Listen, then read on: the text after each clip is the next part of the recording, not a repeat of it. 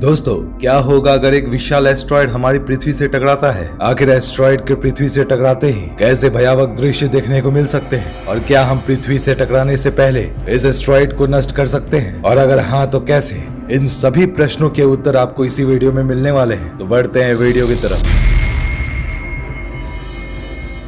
अंतरिक्ष में हजारों किलोमीटर की तेज रफ्तार से न जाने कितने छोटे बड़े एस्ट्रॉयड गति करते रहते हैं। इनमें से कुछ छोटे छोटे एस्ट्रॉयड अक्सर धरती पर गिरते रहते हैं, जिनसे कुछ खास नुकसान तो नहीं होता है, लेकिन अगर इनका आकार बड़ा हो तो ये भयंकर तबाही मचा सकते हैं। कुछ एस्ट्रॉयड धरती से कुछ दूरी से ही गुजर जाते हैं। अमेरिकी स्पेस एजेंसी नासा के मुताबिक हमारी धरती 37,000 साल में एक बार ऐसे एस्ट्रॉयड का सामना करती है जो दुनिया को खत्म कर सकती है। व्यापक रूप से यह माना जाता है अगर कोई एस्ट्रॉयड जिसका व्यास 1 किलोमीटर से अधिक हो पृथ्वी से टकराता है तो वो धरती पर मौजूद जीवन को समाप्त कर सकता है। ऐसी टक्कर में न सिर्फ करोड़ों लोगों की मौत होगी, बल्कि उसके बाद भयानक भूकंप, ज्वालामुखी विस्फोट और सुनामी से भी करोड़ों की जान जा सकती है। अगर इस तरह का एस्ट्रॉयड धरती से टकराता है तो राख के बादल सूर्य की रोशनी को धरती तक आने से रोक देंगे और कई साल के लिए दुनिया अंधेरे में डूब जाएगी। इससे बाकी बचे लोगों के लिए भी जीवन की उम्मीद खत्म हो जाएगी। इतिहास में कई बार धरती विशालकाय एस्ट्रॉयड की टक्कर को झेल चुकी है। हर बार हमारी पृथ्वी समय की कसौटी पर खरी उतरती रही है और खुद का पुनर्निर्माण जारी रखा है। ऐसा एक खतरनाक एस्ट्रॉयड एस्ट्रोनॉमर्स को स्पेस से धरती की तरफ आता दिखा था, और ये खतरनाक इसीलिए भी था क्योंकि यह एफिल टावर के आकार के 2 गुना से भी ज्यादा बड़ा था। यह एस्ट्रॉयड 11 जून या 12 जून 2023 को किसी समय धरती के पास से गुजरने वाला था। वैज्ञानिकों ने इसकी पृथ्वी से दूरी करीब 31 लाख किलोमीटर बताई थी। यह दूरी पृथ्वी और चांद के बीच की दूरी से लगभग 8 गुना अधिक था, यानी यह चांद से भी 8 गुना दूर था। वैसे तो एस्ट्रोनॉमर्स ने बता दिया था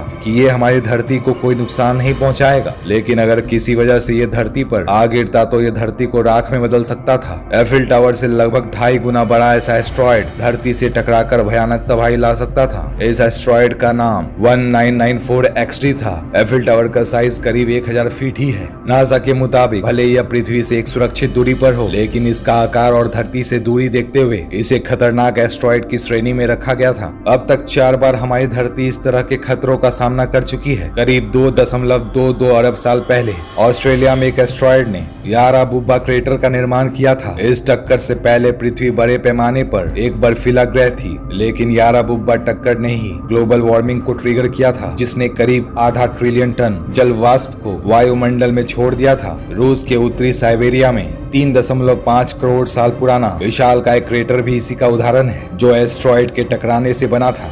इसी तरह मेक्सिको में चिकशुलव क्रेटर 6.6 करोड़ साल से अधिक पुराना है। माना जाता है कि यह उसी एस्ट्रॉयड के टकराने से बना है जिसके पृथ्वी पर गिरने के बाद करीब 75% जीवित प्राणियों का सफाया हो गया था, जिसमें डायनासोर भी शामिल थे। सबसे ताजा घटना 19वीं सदी की है, जब मेक्सिको के एस्ट्रोनॉमर्स ने 1883 में 300 से अधिक रहस्यमयी चीजों को सूर्य के सामने से गुजरते हुए देखा था। 2011 में पता चला कि वे संभवतः अरबों टन वजनी एक कॉमेट के टुकड़े थे जो धरती से लगभग 100 किलोमीटर की दूरी पर से गुजरा था। क्या हम एस्ट्रॉयड को पृथ्वी से टकराने से पहले नष्ट कर सकते हैं क्या? चलिए जानते हैं। दोस्तों, एक्सपेरिमेंट से पता चला है 200 मीटर के एस्ट्रॉयड को उड़ाने के लिए 1945 में हिरोशिमा पर विस्फोट किए गए बम से 200 गुना अधिक शक्तिशाली बम की आवश्यकता होगी। उन्होंने यह भी कहा था कि एस्ट्रॉयड में ड्रिल करना, बम को दफनाना, फिर उसे उड़ा देना सबसे प्रभावशाली होगा। हालांकि वैज्ञानिकों ने अपनी गणना के आधार पर बताया है कि अगले हजारों सालों तक किसी भी एस्ट्रॉयड के पृथ्वी से टकराने की आशंका नहीं है, लेकिन अगर किसी भी एस्ट्रॉयड की दिशा और गति में थोड़ा भी बदलाव होता है तो वह पृथ्वी के लिए खतरनाक साबित हो सकता है।